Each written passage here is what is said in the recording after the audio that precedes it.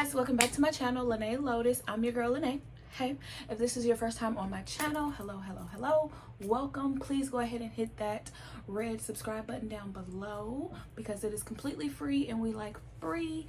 If you are a returning subscriber, what's up, bro, sis, king, queen, whatever your title is, hey, thank you guys so much for your support.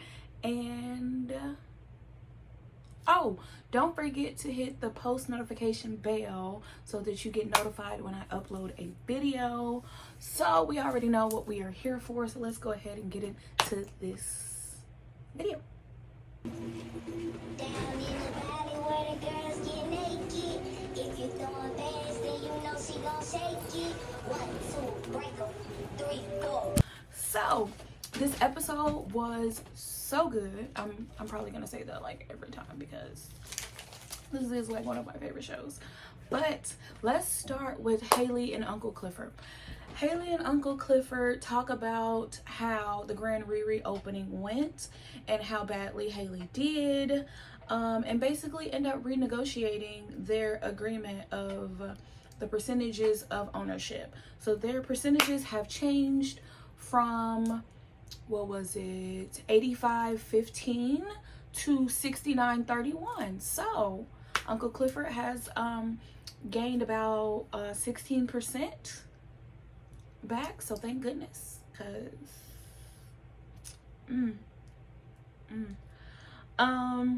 and also in this conversation they needed a DJ, so Big Bone, the bartender, has volunteered to be the DJ, so now she's the DJ.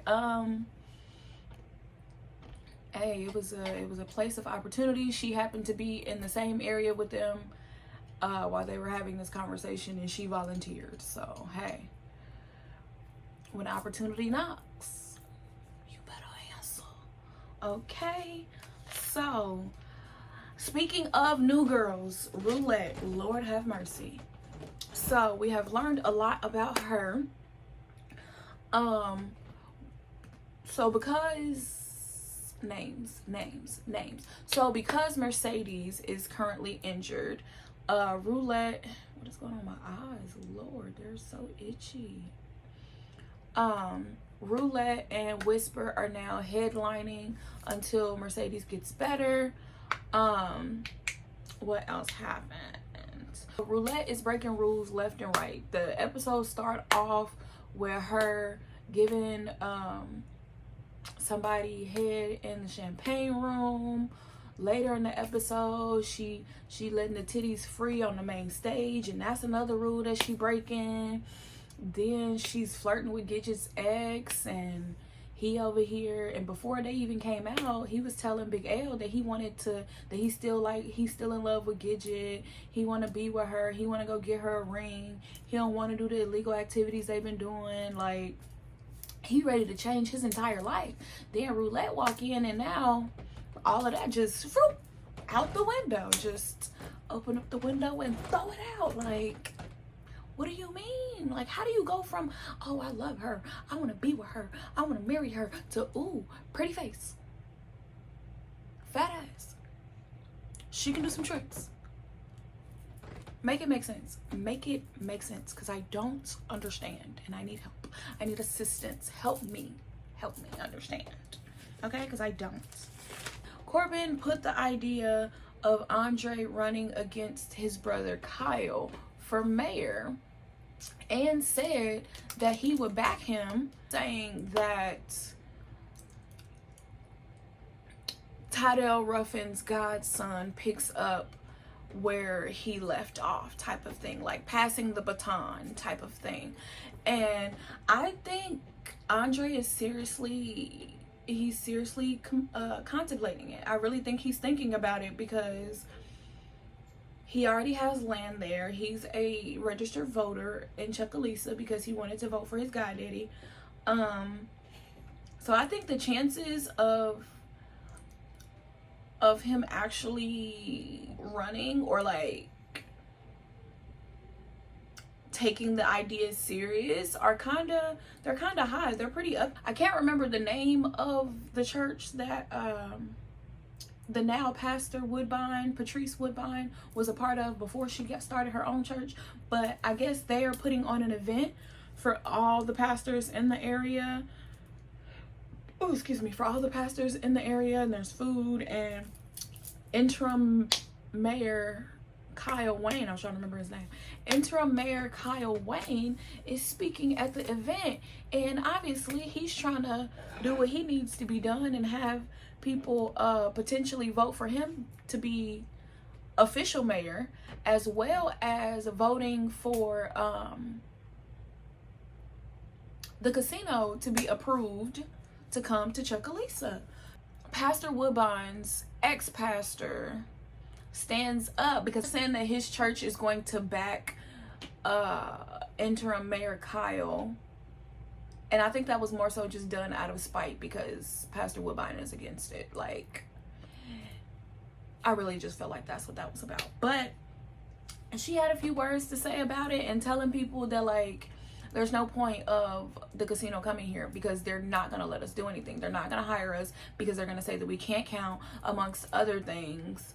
And she's just going in and just talking about the chicken that whoever cooked at the little event was dry, and it's a whole little thing. So obviously Kyle was very upset with this interaction, and seeing as how Pastor Woodbine has obviously made it very clear that she is against the casino and him in general, honestly, being the mayor. So later in the episode, he brings the police to her church saying that she violated some ordinance, the social distancing ordinance that has been in place. And basically look, a war has been decided. Like, it's me versus you. Let's get into the tour, the Dirty Dozens tour, with who the fuck is on the tour? Murda,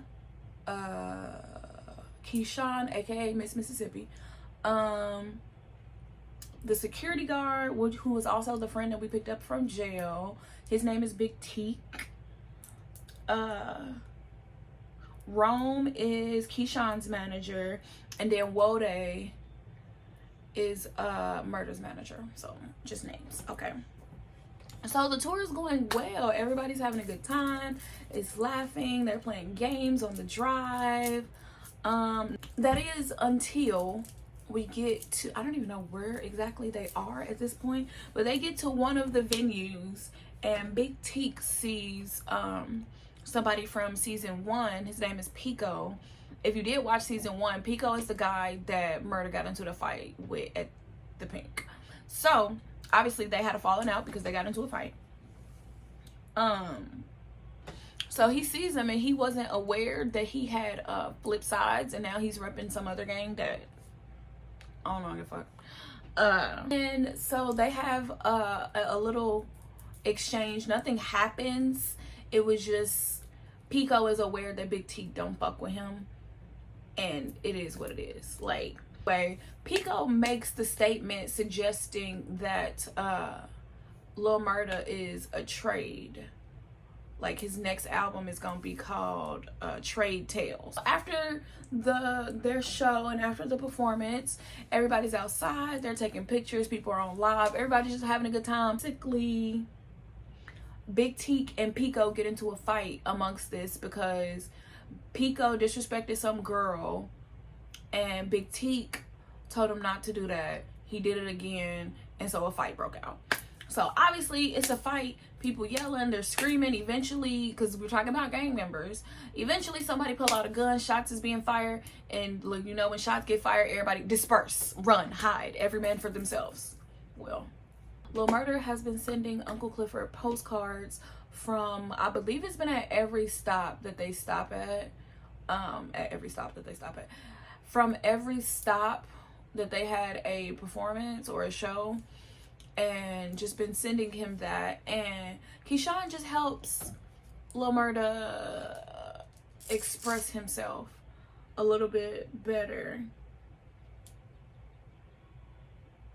was one of his postcards, and that was just like a cute little intimate moment. And we learned that like Lil Murda is in love with Uncle Clifford, and I think it's just so cute. Like, oh,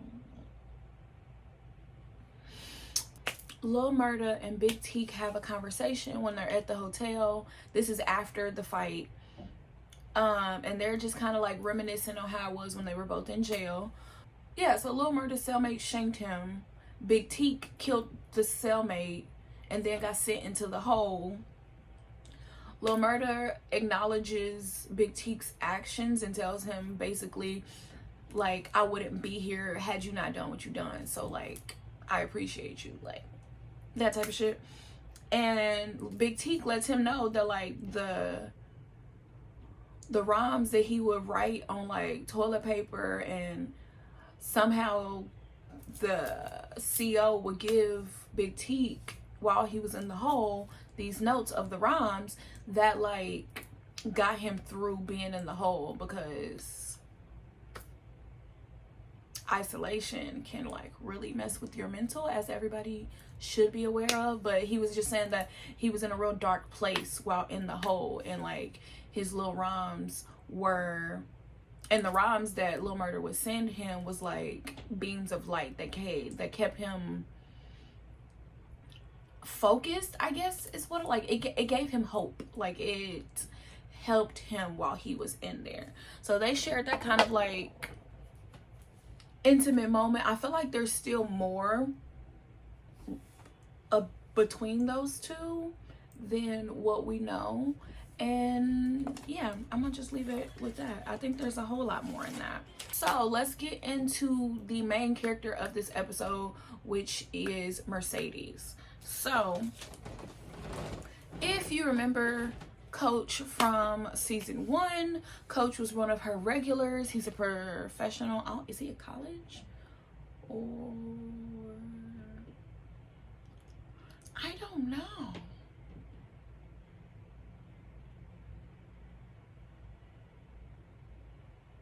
I don't know.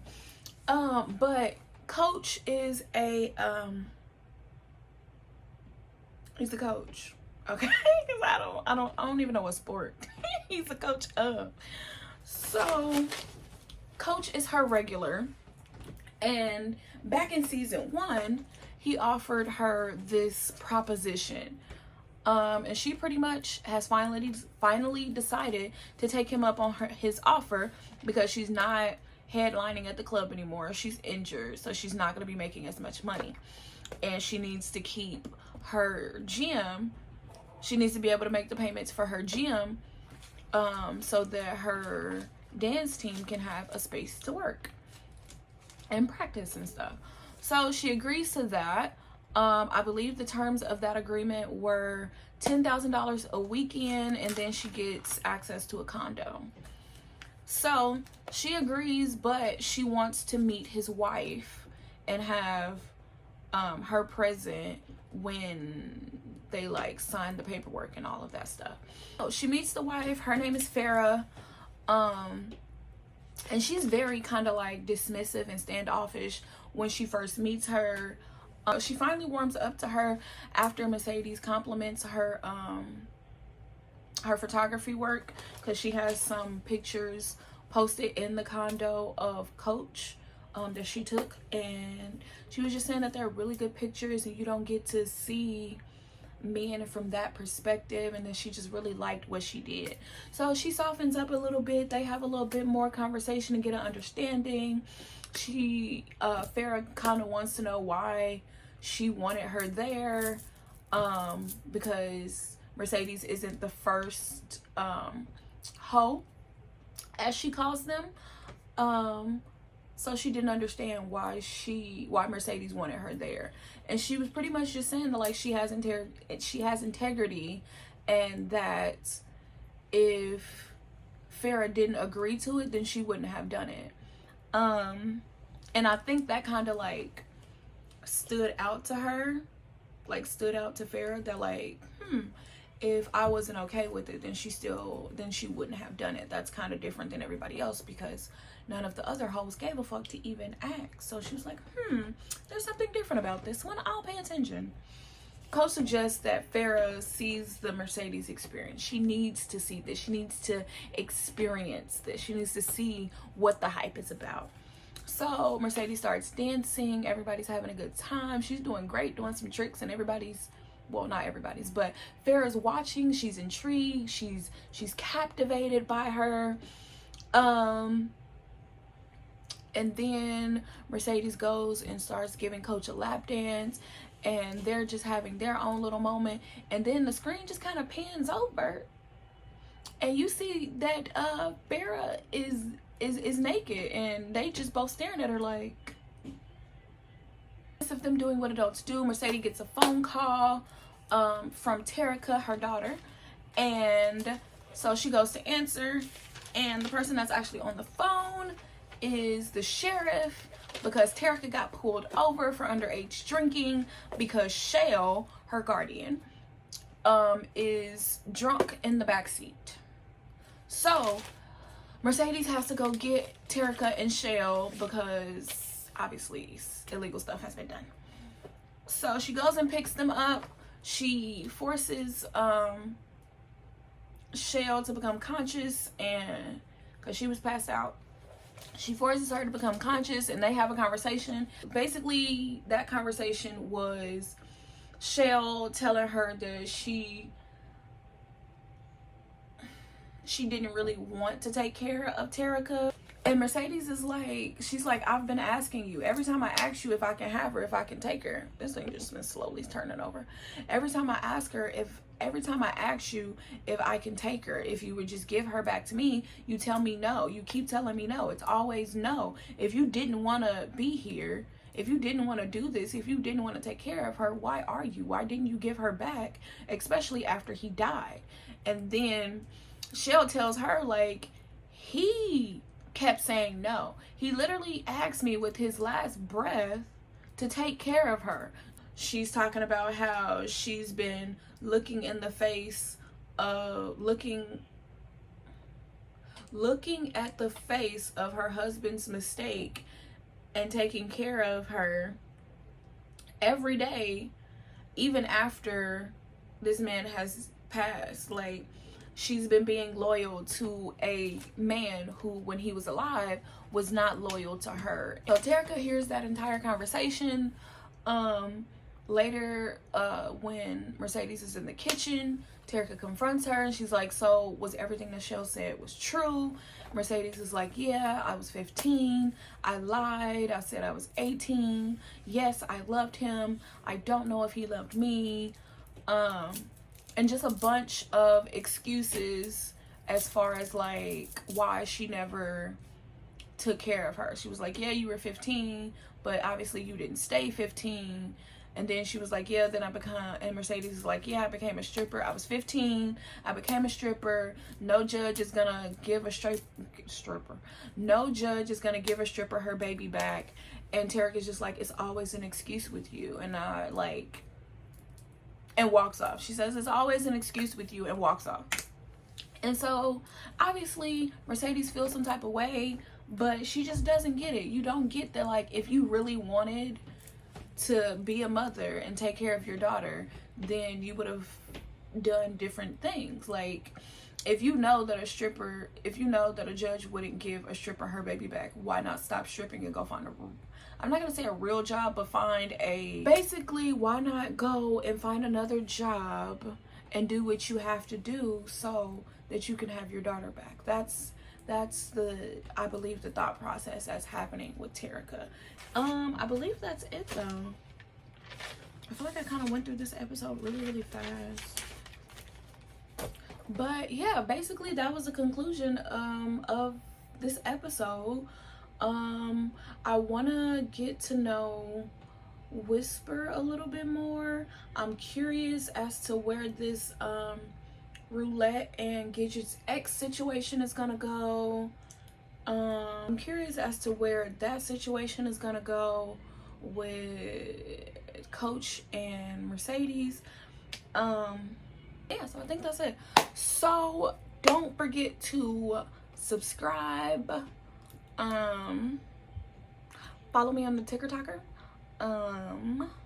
Follow me on Instagram.